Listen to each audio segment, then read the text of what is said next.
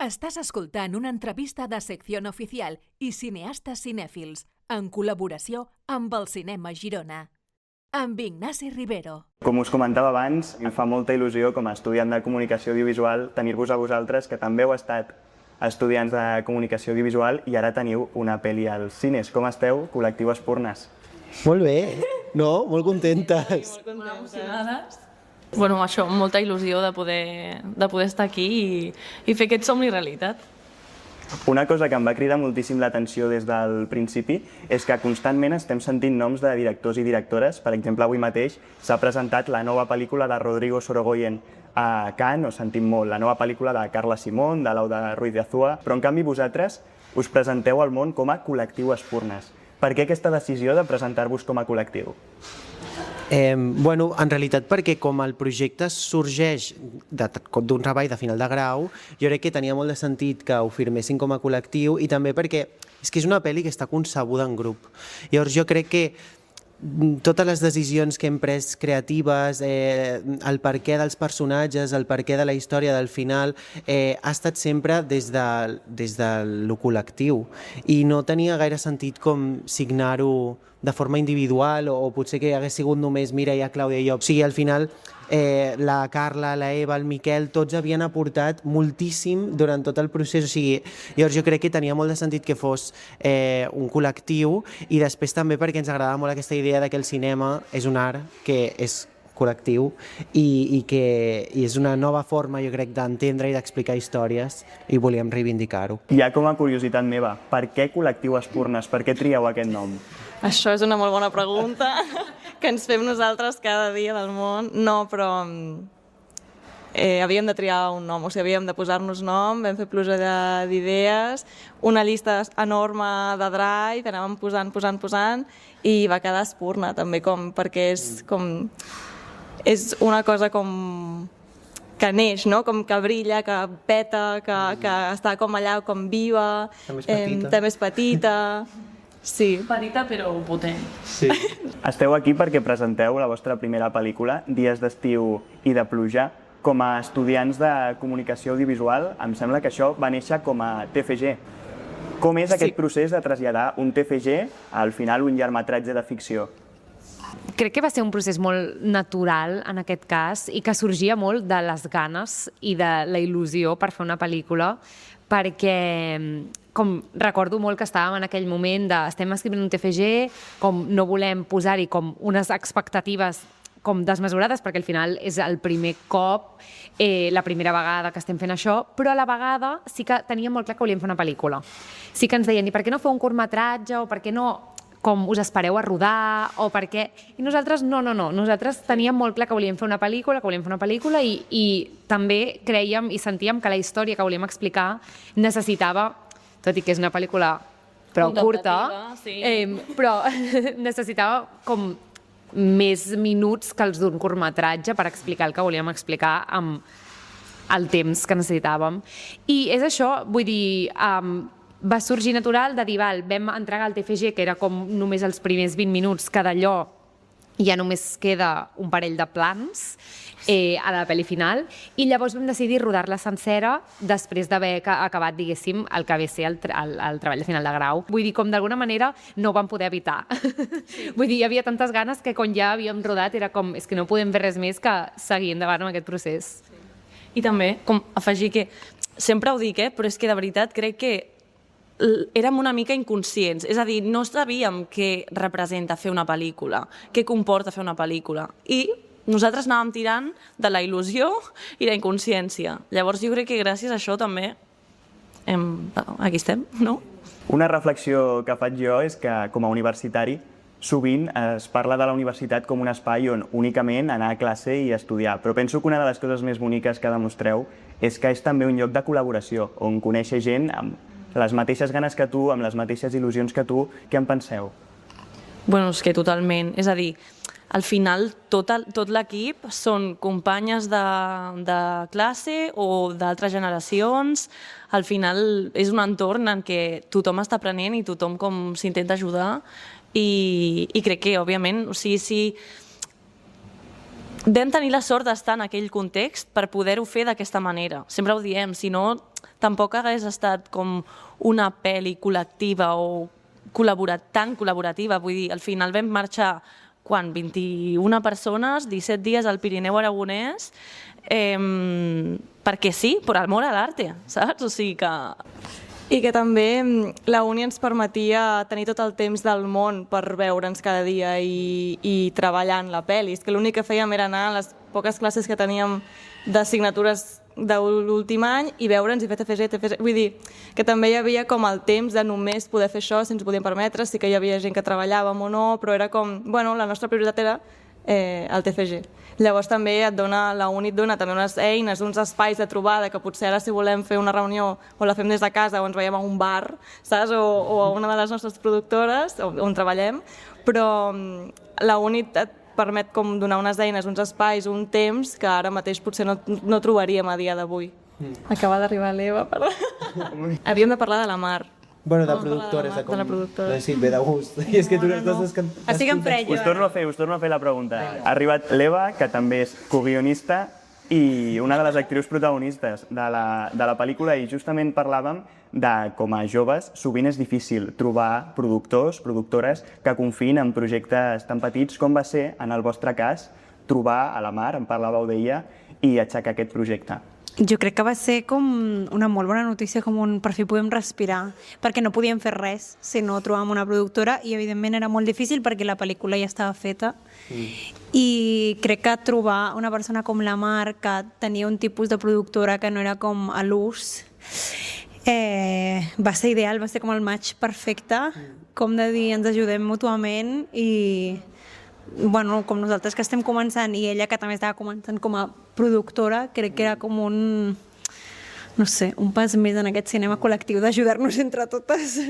Perquè al final tenir una productora és com el paraigües legal, no? Al final els festivals, els laboratoris et miren amb altres ulls i no és el mateix ser 6 estudiants que surten de la carrera i tenen això que tu diguis, no, vinc amb aquesta productora ja. Això vol dir que algú ha confiat en tu. I gràcies a la Mar, eternament agraïdes, vam poder començar a entrar a laboratoris, a entrar a festivals. O sigui, va estar aquí el canvi. I afegiré que crec que és superimportant tenir una productora, la figura d'un productor o productora que defensi i cregui realment en la pel·lícula, perquè a l'hora de moure-la, o sigui, quan has de parlar amb altra gent de la indústria, tenir algú que no és del projecte pròpiament i que ho defensi, que hi cregui, jo crec que a nosaltres ens va ajudar molt. I després també la Mar Canet, era com la productora principal, però més tard va entrar el Tono Folguera i el Guille Cascante, i llavors la pel·li compta amb aquests 3 productors i ens han ajudat moltíssim i estem molt agraïdes. Aprofitant que tenim l'Eva aquí, que també és actriu i també és coguionista, mentre escrivíeu el guió, ja sabies que el personatge seria el que interpretaries tu? Sí, és una cosa que vam parlar des del principi perquè com era un projecte final de carrera i podíem escollir què feia cadascuna, jo vaig dir, doncs, m'agradaria ser actriu i ho vam parlar i vam dir, vale, doncs construïm el personatge com a partir de tu i crec que va ser fàcil en aquest aspecte com poder partir d'una base i no haver de crear com un personatge com de zero. Sí. No? Estava bastant clar des del principi, vam dir jo vull ser directora, jo vull ser actriu. Sí. El projecte ha passat, com em comentàveu, per diferents laboratoris, o està al Festival de Cinema de Mallorca, o ha estat al laboratori del DA. Com d'importants penseu que són els papers dels festivals per impulsar aquest tipus de produccions que potser costa més, no?, que arribin a les grans pantalles? Moltíssim. Jo crec que ens agafessin primer el laboratori del el 2024 ja et posa una mica com en un punt de mira diferent, sento, com que passa de ser un projecte una mica més com d'estudiants a ser una potencial pel·lícula. I després ja, quan t'agafen, en el nostre cas vam fer la premiera a Màlaga, és que crec que tot va anar molt rodat. I crec que jo penso que és molt important que els festivals apostin també per aquests projectes de gent que acaba de sortir de la carrera, perquè al final són projectes amb molts pocs recursos i una simple selecció d'un festival els hi pot canviar completament tot el seu recorregut. Que eleva el projecte, no? És com un segell i algú que no sap res doncs diu, Màlaga ha confiat, doncs jo tinc més seguretat per confiar en el projecte. Aquí esteu 5 dels components del col·lectiu Espurna. La pel·lícula va sortir de la universitat, però ara cadascú està emprenent el seu camí. Podria ser que ens trobéssim una segona pel·lícula del col·lectiu? Tant de bo. El que passa que, com comentàvem abans, també ens hem trobat que durant l'època en què estàvem acabant d'estudiar teníem molt de temps, molta disponibilitat. Això, la Carla ho ha dit, poques de nosaltres treballàvem i si treballàvem no era com 8 hores al dia. Llavors, ara és més complicat perquè no tenim tot aquest temps i per fer una pel·lícula col·lectiva es necessita molt de temps per parlar les coses i per fer-la com la vam fer. Ara bé, sí que ens agrada com parlar i explicar que estem com col·laborant d'altres maneres i buscant noves maneres de desenvolupar projectes juntes i de seguir treballant juntes, però potser no com amb el mateix segell del col·lectiu. Sí, jo crec que, és que en una altra entrevista ho vaig dir, però jo crec que fins que no ens jubilem potser no podem tornar a fer una pel·lícula col·lectiva, saps? O sigui, en el sentit de els mateixos, és que al final la indústria no et permet tampoc, és molt difícil, i és el que deia, intentar seguir com amb aquesta connexió, però sense... al final és una pena, perquè ens encantaria, però no tenim ni els diners ni el temps. Jo vull manifestar com una segona part de Dies de Suï de Pluja amb els 3 personatges com ja amb 40 anys, saps? Jo ho veig. Jo crec que si ho comencem a dir ara potser succeeix. La trilogia de Before Sunrise, no? En plan, com que van passant els anys... Així és, sí, així. Des d'aquí ho manifesto. Si això passa podem tornar a aquesta entrevista. Exacte. Jo estaria encantat de tornar-vos a rebre. M'agradaria preguntar-vos també, els rodatges d'estudiants estan plagats d'anècdotes. Expliqueu-nos en alguna. Tu expliques sempre una molt bona. Aquest? Sí, avui ha d'explicar. Val. Hi ha una escena on jo i un altre personatge ens liem, no? I el dia que assajàvem això no ho vam pensar gaire bé i vam decidir com de localització que l'assaig fos al Parc de l'Estació del Nord, que és un parc bastant concorregut. I vam dir, seiem aquí, és com un exterior, no? Podria ser així. I comencem l'escena, parlem, i llavors ja arriba el moment del petó, no sé què, no sé quantos, i acaba l'escena. Però clar, això no havíem pensat que era 2 persones liant-se en un parc, que pot ser una escena prou normal, però davant seu com 4 persones més assegudes a menys de 2 metres gravant. Saps? Supersèries. Quan no tens diners, quan no tens recursos, fas el que pots amb el que tens, i nosaltres teníem un somni i un parc. Sí. En un any com aquest, m'és impossible no preguntar per Oques Grasses. La pel·lícula acaba amb, per mi és la millor seqüència de tot el metratge, perquè a més penso que resumeix molt bé el que és tota la història que heu estat explicant durant l'hora anterior. I aquesta escena està acompanyada per La gent que estimo, d'Oques Grasses. I escoltant entrevistes vostres, Oques Grasses no us va demanar diners. A veure, La gent que estimo era una cançó que teníem nosaltres durant el rodatge molt integrada, perquè a més que va sortir com més o menys por ahí, llavors era una cançó que teníem al cap sempre i just fa uns dies recordàvem que la vam posar quan estàvem rodant l'escena més important de la pel·li. Llavors era un moment molt emocional, per dates de rodatge era l'última escena que gravàvem tots, llavors tot l'equip estava com molt emocionat i al final vam posar com aquesta cançó, tipus terrorisme emocional 100%, perquè era com estàvem tots, plorant.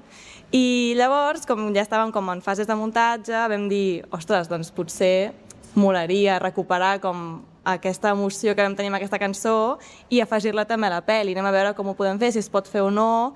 I genuïnament vam preguntar a la discogràfica i l'equip va mirar la pel·li, el grup també com van parlar-ho i ens ho van cedir. Llavors va haver-hi, com entenem per part seva, va haver-hi una conversa o van parlar-ho i van veure que els encaixava, van veure com el trosset de la pel·li on el volíem posar i van dir, doncs endavant. Llavors va ser així. I si Oques Grasses us hagués dit que no? Quina cançó haguéssiu fet servir?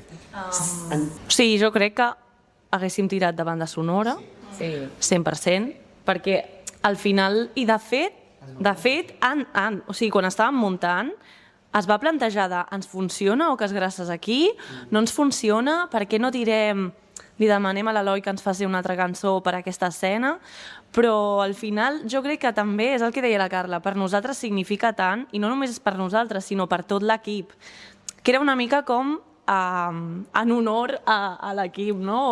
o també a nosaltres, i crec que ha estat molt guai també veure com a la gent li desperta coses, és a dir, moltíssima gent es posa a plorar en aquella escena, i jo crec que és una cançó que ens toca a tots i a totes, en plan com que ressona.